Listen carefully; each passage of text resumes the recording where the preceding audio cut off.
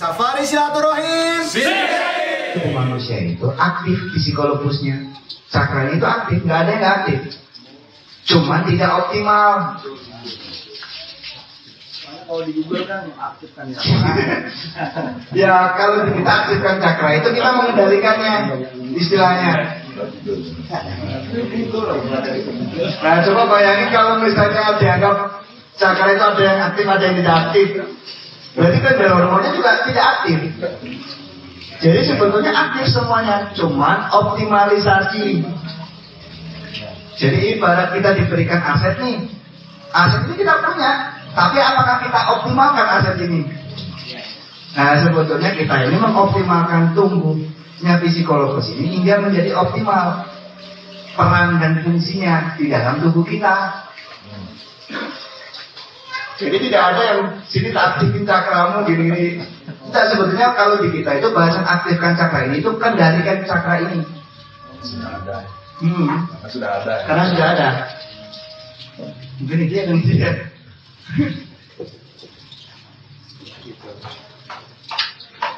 Nah, silakan kalau nggak ada pertanyaan lagi. Iya, Pak, monggo. Assalamualaikum warahmatullahi wabarakatuh. Perkenalkan nama saya Anis dari Tasik.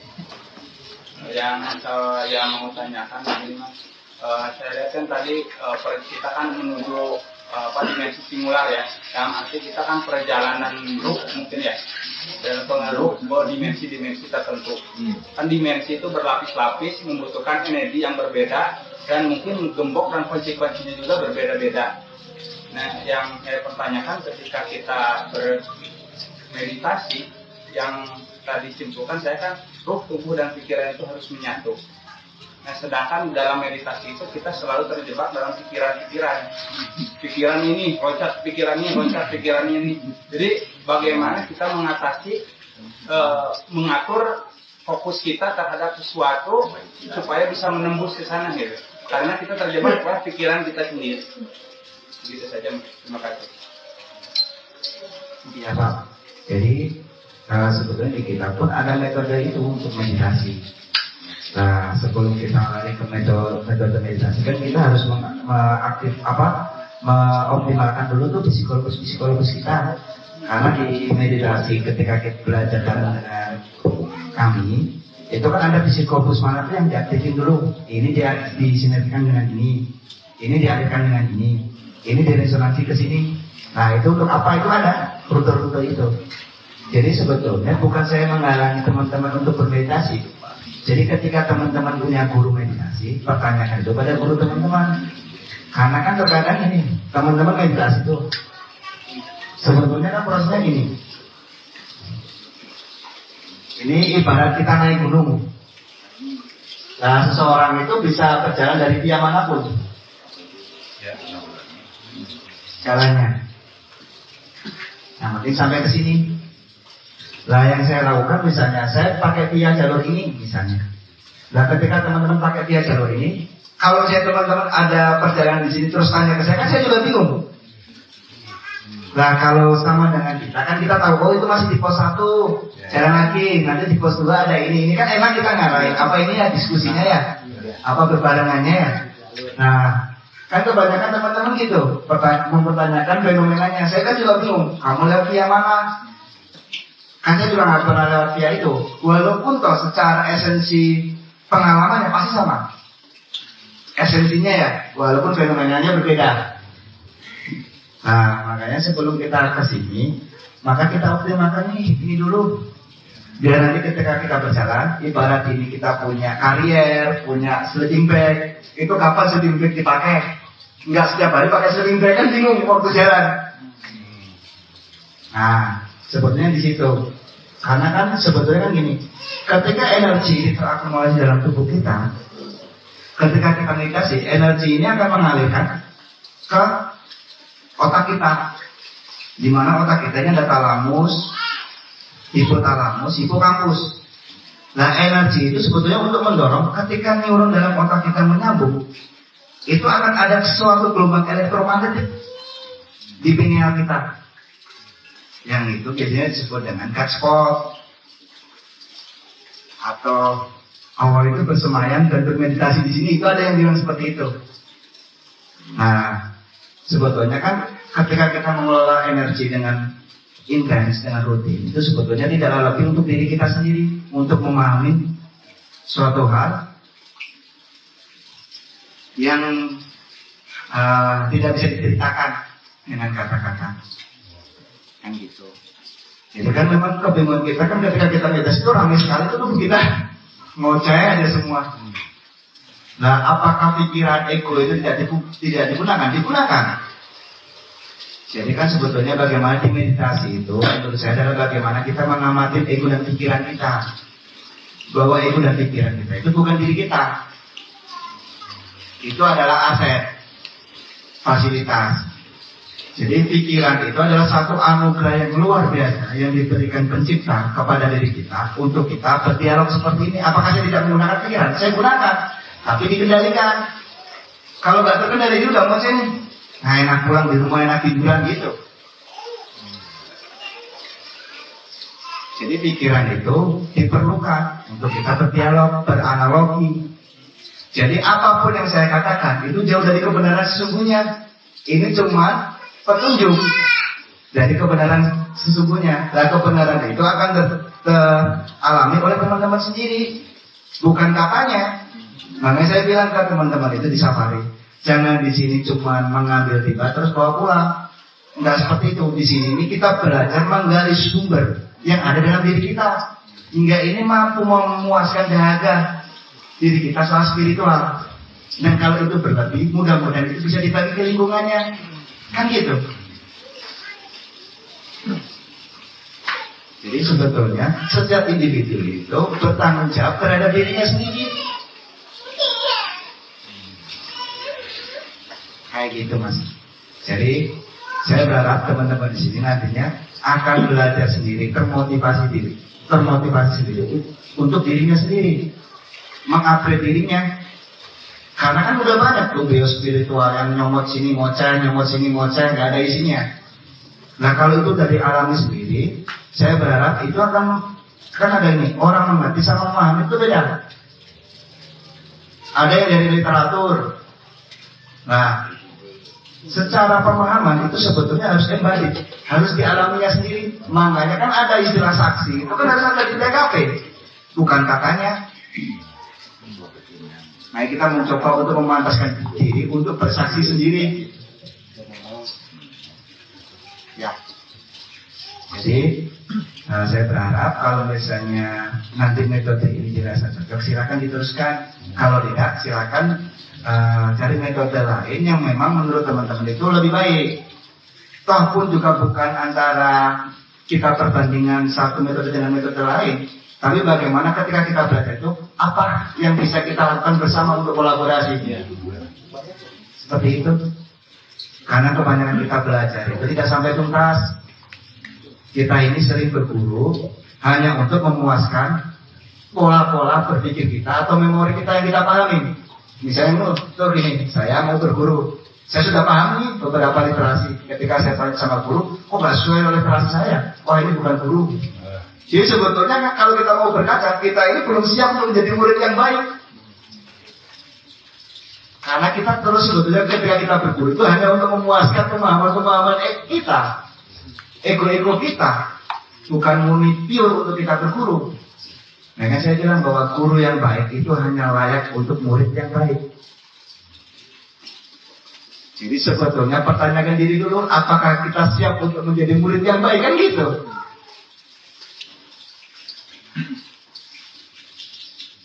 Silakan kalau ada pertanyaan. Ayo Kak. Ya. Dari sama-sama dari badan saya sendiri, maksudnya kayak terlalu sensitif, nggak terlalu berbahaya. Tapi kayak sering dia deketin sama makhluk besar, terus sering turun juga. Jadi itu yang bikin saya paranoid,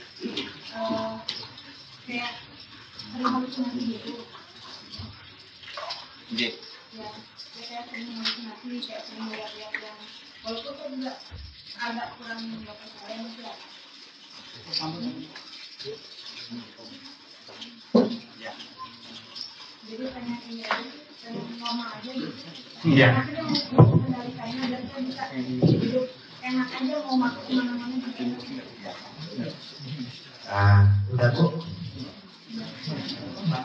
Jadi kan sebetulnya kan banyak tuh teman-teman yang malah ingin bisa melihat, ingin bisa kesurupan. Kan itu dianggap sakti. Padahal kan sakit kan ya. Nah makanya itu kan sebetulnya itu kan tergantung medan biofil.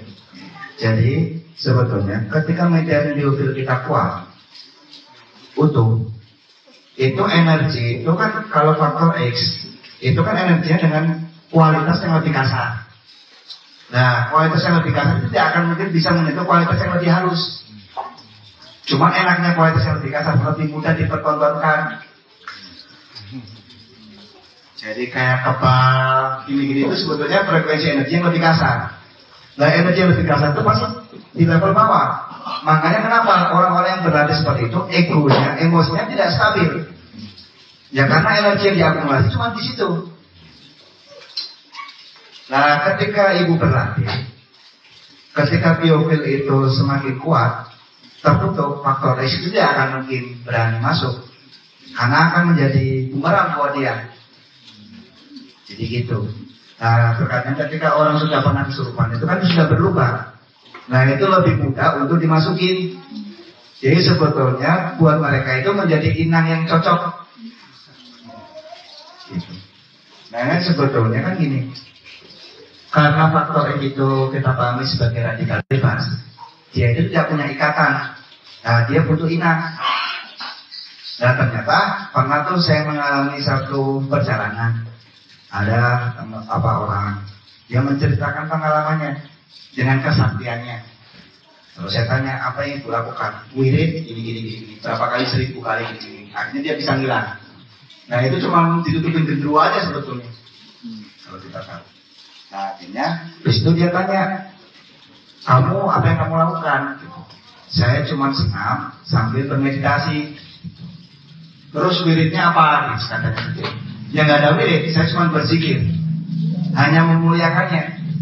Nah kalau kamu nggak minta, apakah dikasih? Ya terkadang pun saya minta, tapi menurut saya ketika kita berzikir, hingga kita lupa akan diri kita yang kita ingat hanya pencipta kita, itu lebih mulia di matanya. Barang siapa yang berzikir kepadaku hingga lupa akan dirinya, yang dia ingat hanya aku, maka aku akan berikan lebih daripada orang yang memintaku. Nah, terkadang kita sendiri menyalahgunakan wirid itu untuk kepentingan kita, bukan karenanya. Nah, makanya itu ketika ibu itu berlatih dengan satu metode yang menurut ibu itu baik, itu medan biofil ini akan terbungkus, tertutup. Nah, ketika ini tertutup, faktor X pun tidak akan berani untuk masuk. Tidak mungkin. Kecuali kita yang mengendaki. Ya, nggak ada lagi. Atau mau diuji oleh ujian hidup. Udah. Suami, anak, keluarga. Ya alhamdulillah Mas, itu pembelajaran buat saya. Dan membuat saya mungkin untuk jalan yang lebih baik lagi. Dan sebetulnya saya ibu sendiri, saya pengen ngerasain ibadah. Ibadah kayak gimana gitu loh Mas. Saya kan sekarang sekolah kan ibadah aja. Saya ingin merasakan nikmatnya ibadah itu apa? Karena saya itu istiqomah. Ya semoga dari istiqomah dapat karomah. Amin. Ya. Amin. Ya mudah-mudahan ya Bu, bisa menjadi lebih baik lagi. Nah jadi kan gitu Bu. Ya kalau misalnya Ibu berminat dan dianggap bahwa apa yang kita sampaikan, metode nanti yang kita sampaikan itu dibutuhkan oleh Ibu, ya kita akan membuka, mudah-mudahan itu menjadi lebih baik buat Ibu, untuk teman-teman kayak gitu. Jadi kan ketika kita memiliki biofil yang kuat, boro-boro faktor X mau mendekat. Cuman kan kita, hubungan kita itu dari dulu itu ya sebatas sebagai sama makhluk. Nah leluhur kita itu dengan faktor X itu berhubungan sangat dekat sebagai sesama makhluk. Tapi kenapa sekarang kita mendewakan faktor X, kan konyol. Nah itu kan mengalami degradasi yang cukup jauh. Kayak gitu. Nah sebelum kita berhubungan dengannya, alangkah baiknya kita punya senjata dulu, karena mereka penuh dengan tipu daya. Jadi kan saya bilang 100% dari perkataan faktor X itu cuma 10% yang benar. Nah gitu kok kita mau percaya. Kan ada tuh yang mau cari kemana, dimasukin, ditanyain lu jin, kan konyol. Nah kayak gitu. Jadi tanpa kita sadar ketika kita memakai faktor X atau menjadi inang dari faktor X, itu hampir 90% tindakan dan pola cara pandang kita dikendalikan olehnya. Kan sayang sekali tuh. Gitu. Ya mungkin ada pertanyaan lagi, monggo. Ya Mas. Assalamualaikum warahmatullahi wabarakatuh. Waalaikumsalam. Saya Haji Sarjana Juma dari Majalengka. Alhamdulillah dalam kesempatan pagi ini bisa bertemu dengan Mas Ari, dan paling saya idam-idamkan dari dulu untuk bertemu. Kebetulan saya punya masalah nih Mas, tentang ketika diri saya berada di lingkungan yang banyak seperti ini. Lama-kelamaan tubuh saya itu merasa lemas, pusing, bahkan kalau sampai bisa pingsan gitu Mas. Kalau sudah selama-kelamaan, apakah karena biofil saya tidak kuat atau gimana itu Mas? Terus apakah kalau biofil kita kuat, apakah kita bisa mentransfer pada anak kita gitu atau istri kita gitu untuk menyeimbangkannya gitu Mas? Dan sampai saat ini juga yang terjadi sama istri saya ketika berhubungan dengan orang lain, bicara atau ngobrol gitu ya, ada perasaan yang merasa bahwa ucapan yang diucapkan dia itu, apakah bentuknya negatif atau positif, itu kayak membuat kondisi tubuhnya itu tidak seimbang gitu Mas. Apakah itu juga karena kebocoran biofil gitu Mas? Terima kasih. Assalamualaikum warahmatullahi wabarakatuh. Waalaikumsalam. Jadi kan sebetulnya gini.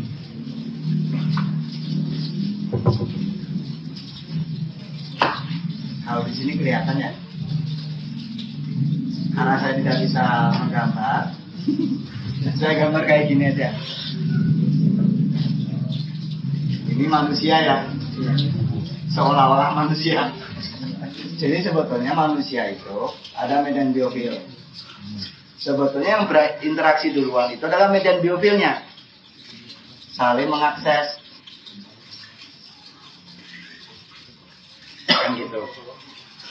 Jadi sebetulnya ketika kita berinteraksi, yang berinteraksi duluan adalah medan biofil sebelum kita berkomunikasi secara verbal. Karena menurut yang saya baca dari medan biofilnya, medan yang paling jujur, energi itu. Nah terkadang tubuh manusia itu kan unik. Jadi kalau di kita itu ada kontrol, ada sensitif, ada power. Nah ini.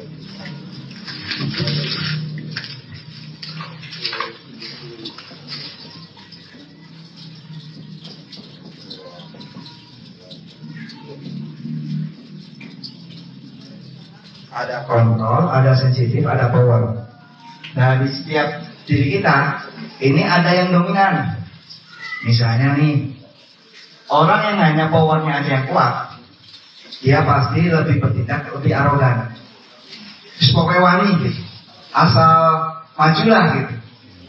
Nah tanpa mempertimbangkan situasi yang ada tuh. Ada orang yang sensitivitasnya ada yang dominan. Ngelihat apa itu ngelongsor, lihat film drama Korea nangis. Nah itu kan ada tuh tipe-tipe yang kayak gitu. Tanpa dia harus tahu harus bertindak apa. Jadi udah orang sakit itu tiba-tiba dia merasa sakit, tapi bingung mau ngelakuin apa gitu. Itu ada tipe-tipe yang seperti itu. Atau tipe-tipe yang kontrol. Ya kalau tipe-tipe yang kontrol itu dominan, biasanya dia itu mengkritik aja tanpa mau bertindak. Aja kamu kayak gini. Seharusnya kamu gini. Gudune harusnya gini. Tapi tapi tanpa ada implementasi, kan banyak tuh. Sebetulnya ini kan mengaca pada diri kita sendiri. Sebetulnya kita ini di posisi yang mana? Apakah kita asal ngawur? Apakah kita melihat apa-apa itu sedih tanpa bertindak apapun? Ataukah kita cuma mengkritik aja dalam hidup kita tanpa mau berbuat? Nah, sebetulnya apa yang kita lakukan ini mesti menjadikan ini dari kontrol sensitive power. Jadi ketika kita mau bertindak, kita lihat dulu tuh, adaptasi dulu di lingkungannya, apa yang harus kita lakukan dengan kontrol penuh. Jadi makanya kan jelas bahwa kebijaksanaan itu adalah seni membawa kebenaran. Benar aja tidak cukup, butuh kebijaksanaan. Ketika kita bijak, itulah akan melahirkan keindahan. Kayak gitu. Jadi makanya jelas bahwa kebijaksanaan itu tidak bisa diajarkan. Dia adalah buah dari pemahaman akan dirinya sendiri. Nah, kita mau menuntut orang lain untuk bijak, ya tidak mungkin.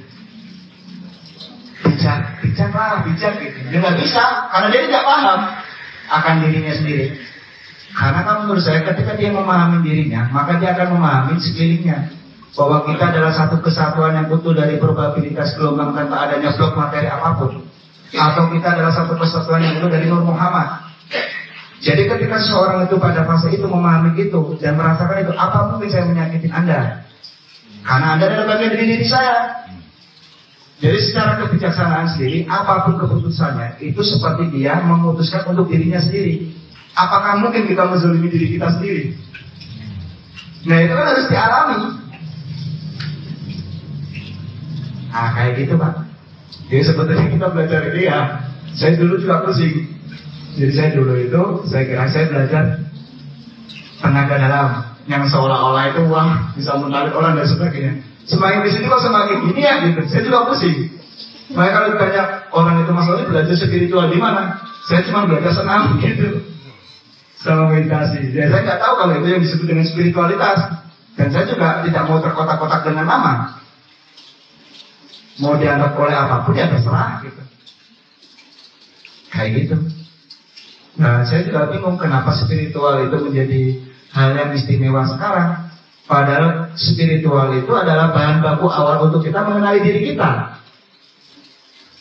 Nah kenapa sekarang terasa asing? Ibarat orang itu harusnya makan, kenapa sekarang orang makan itu dianggap istimewa kan gitu? Itu kan kebutuhan dasar. Nah makanya itu sebetulnya kan yang jadi pertanyaan itu, saya pernah tanya ke teman-teman, kita ini tubuh fisik yang memiliki roh, ataukah kita roh yang memiliki tubuh fisik? Nah kalau pertanyaan itu aja kita bingung, ya kita akan terjebak pada dimensi polar, multidimensi. Kalau kita memahami bahwa kita adalah roh yang memiliki tubuh fisik, maka kita menggunakan tubuh fisik ini sebagai akses pinjaman dari pencipta kita untuk berkiprah. Bukan terjebak pada tubuh fisik ini. Nah kalau kita terjebak pada tubuh fisik ini kan unik. Ibarat kita di dunia materi. Nah tapi kita sekarang berkutik untuk mencari materi terus. Lupa jalan pulang.